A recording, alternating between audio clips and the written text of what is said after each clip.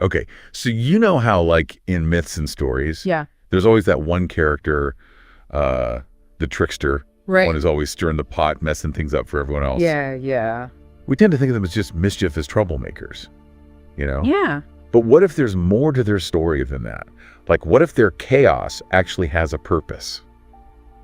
Well, that's what we're diving into today. Absolutely. We're going to take a deep dive into the mind of Loki, Yes. the Norse god of mischief. That's right. To understand one of mythology's most intricate betrayals, Oh, yeah. a betrayal so huge, it shook the very foundation of the divine order. It really is fascinating when you think about the sheer scale of this betrayal. Oh, totally. Because we're not just talking about like a petty squabble between, you know, a couple of gods who are mad at each other. Right. This is big picture stuff. Yeah.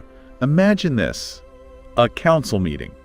Okay. But not just any council meeting. I can only imagine who's at this council meeting. We're talking the most powerful beings from across different pantheons, all gathered together in one room.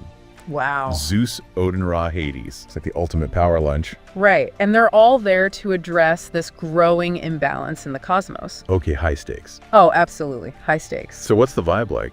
You can practically cut the tension with a knife. Really? Oh, yeah. Each deity is suspicious of the others. Makes sense. Worrying, is someone making a power grab here? Right, because there's always an angle, right? Always an angle, Especially with gods. especially with gods. So in walks Loki, right? Not so fast. Remember, this is Loki we're talking about. Subtlety is his thing. Exactly. He doesn't just barge in and launch an all-out attack. That would be way too straightforward. Way too straightforward for our resident trickster. So how does he do it? He starts subtly, almost like a puppet master, Okay, I like it. planting seeds of discord here and there, Always good. whispering just the right words at just the right time. Exploiting those tensions that are already simmering beneath the surface. Exactly. He's Yeah. a master of psychological manipulation. It's like he can see right through them. He understands that even gods with all their might are still vulnerable to those very human emotions. Pride, jealousy, the need for control. All of it. And he uses those weaknesses brilliantly. So while everyone else is focused on the big cosmic problems, Loki's playing the long game. Exactly. And the most cunning part, no one suspects a thing. They're completely blind to the real danger right under their noses. It's the oldest trick in the book, but when Loki does it, it's on a whole other level. And when he finally unleashes this chaos, he's so carefully orchestrated, it's not just an attack. It's an all-out war, Wow. designed to divide and weaken the gods from the inside out. So it's like a psychological attack as much as a physical one? Oh, absolutely. He turns their own strengths against them, their pride, their distrust, their assumptions. It's like he's playing 4D chess while they're stuck playing checkers.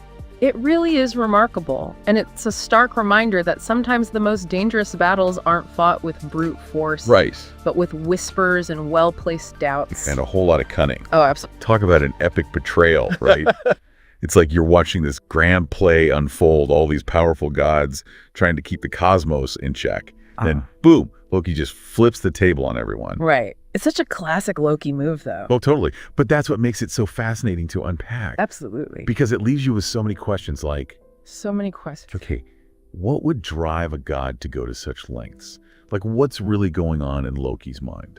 It's easy to just say, oh, Loki's the trickster god, chaos is his thing, but there has to be more to it than that, right? Exactly. Yeah. Like, yeah, he's known for mischief, but this is next level. Right? This is strategic chaos. Strategic chaos. I like that. And to understand it, I think we have to go beyond just seeing Loki as the villain of the story. Okay, so then how do we even begin to understand a mind like Loki's?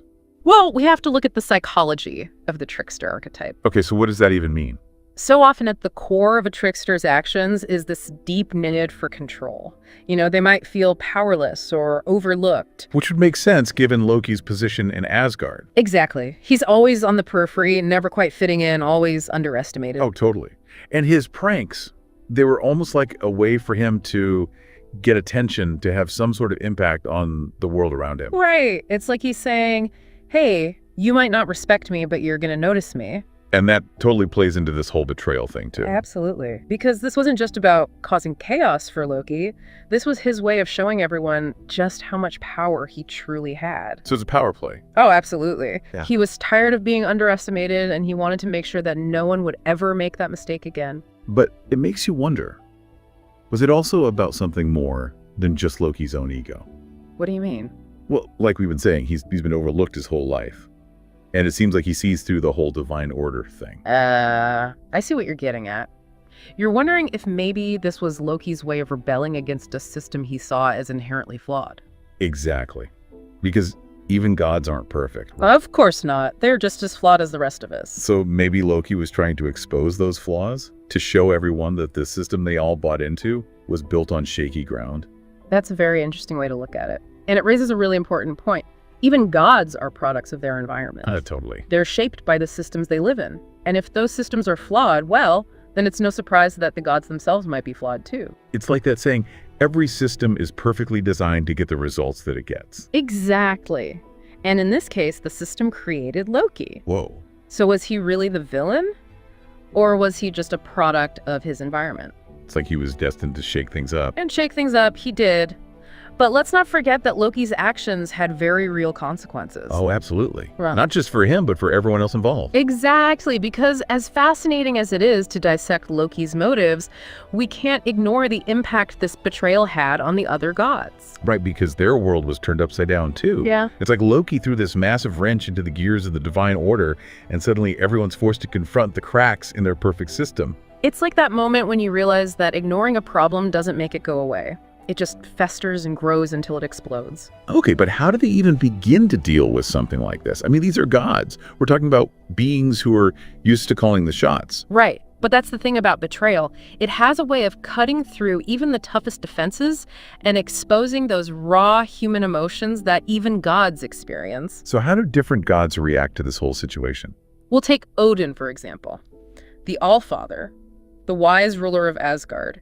Suddenly, he's faced with the weight of his own choices. Because he's realizing that maybe his hands-off approach wasn't the best way to go? Well, he was so focused on maintaining order, on keeping the peace, that he might have missed some crucial signs. It's like that realization you have as a parent sometimes. You know, you can try to guide your kids in the right direction, but ultimately they make their own choices. Exactly. And sometimes those choices have consequences that even a god can't control. And then there's Thor. Ugh.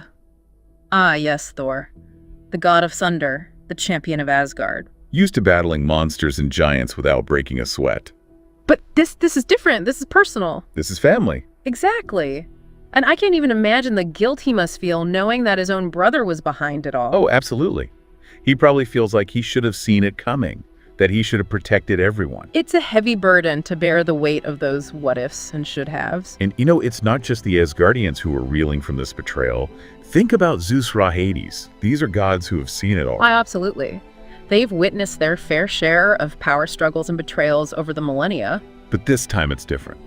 Because Loki's actions weren't just about ambition or greed. It was like he was trying to tear down the whole system. Exactly. And in doing so, he forced the other gods to confront their own complacency, their own isolation. Because for so long, they've been content to stay in their own lanes, right? Right. Each god focused on their own domain, their own responsibilities. But Loki's betrayal, it shattered that illusion of separation. It was a wake-up call, a stark reminder that they were all connected, whether they liked it or not. So what can we learn from all of this? I mean, it's a great story and all, but it's more than just mythology, right? Oh, absolutely. Yeah. I think one of the biggest takeaways is the importance of understanding motivations. Like with Loki.